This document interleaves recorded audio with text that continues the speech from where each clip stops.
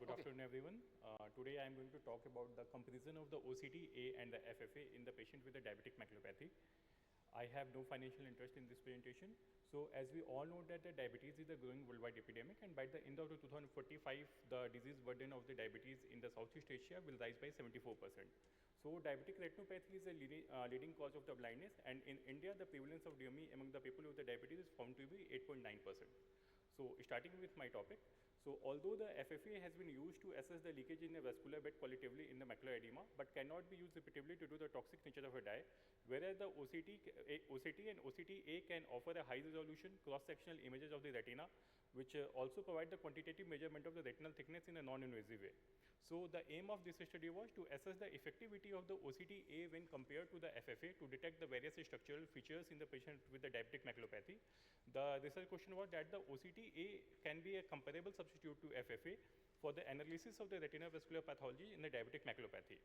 So the objective of this study was to compare the ability of the OCTA with the FFA to evaluate the following structures, which were the FEZ diameter, FEZ distortion, number of macroaneurysms, number of NVEs, number of CNP areas, and number of IRMAs.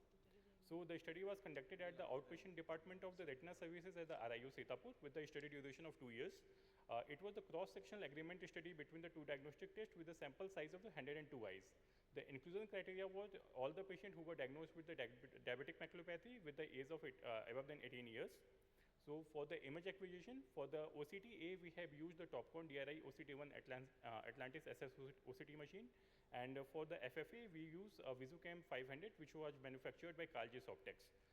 For the OCTA images, they were taken before doing the FFA using the integrated module of the cube of 6 into 6 millimeters, and full threshold FFA of the patient were done in the same sittings. The arteriolar and the early venous phase images were taken for the consideration for the study. So these were the images, few of the images which were taken for the study. So coming to the results, on the comparison of the FEZ findings on the FFA and OCTA, we found that in the horizontal diameter, there was a difference of the 0.85% when compared on the FFA and OCTA, and whereas in the area, the difference was 2.16%. So after applying the Pearson correlation coefficient, we found that there was very strong to perfect agreement seen between the measurements of the horizontal diameter and the areas. For the comparison of the number of macroaneurysms, we found that the FFA was more efficient. For the agreement of the neovascularizations, we found that the agreement was observed for the 96 eyes with the kappa value of the 0.902, which showed almost perfect agreement. For the agreement of the CNP areas, we found that the agreement was observed for the 93 eyes with the K value of 847, which also shows the almost perfect agreement. For the agreement of the IRMAs, we found that the agreement was observed for the 88 eyes with the K value of the 0.663, which shows the substantial agreement. Now coming to the discussion, we found that the horizontal FEZ diameter and FEZ area was showing very strong correlation when compared between the FFA and OCTA. For the CNPs, the agreement of the FFA and OCTA was found to be almost perfect. These findings were in accordance with the previous studies done by Sarge et al. To assess the burden of the exudation, the one need to study about the leakage, which can be only done on the FFA, and it is exclusive to it. The limitations of our study were low sample size of the study, which restricted from making the generalization to the general population. And our OCTA machine the imaging was confined to the posterior pole, predominantly to the macula.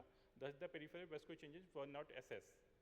So to conclude, the SS OCTA can be a reliable, non-invasive, convenient, and reproducible imaging technique as compared to FFA in the diabetic patient without any risk of the use of the injectable dye. The 6x6 protocol appeared to be reproducible on the OCTA, but its agreement with the traditional FFA in the identification of DME appeared to be limited. And the foveal avascular zone details study on the OCTA shows very strong agreement with the FFA, whereas the horizontal diameter shows much stronger agreement.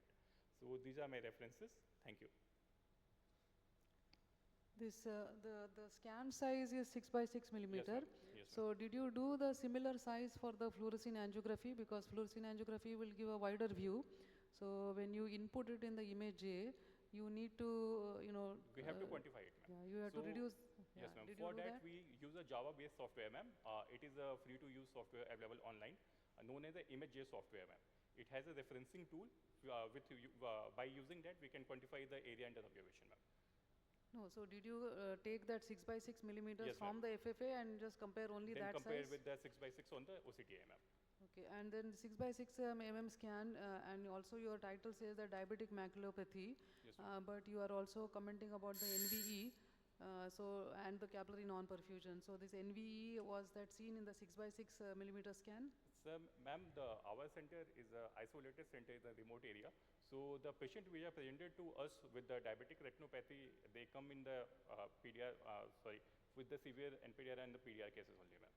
So it is a type of a confounding bias we found due to the population, ma'am. Yeah, and also I think you need to mention which plexus of the OCTA that you did all this evaluation. Ma'am, for that we use only superficial plexus, but because the FFA finding correspond to superficial plexus only, ma'am. Thank you. Thank you, ma'am.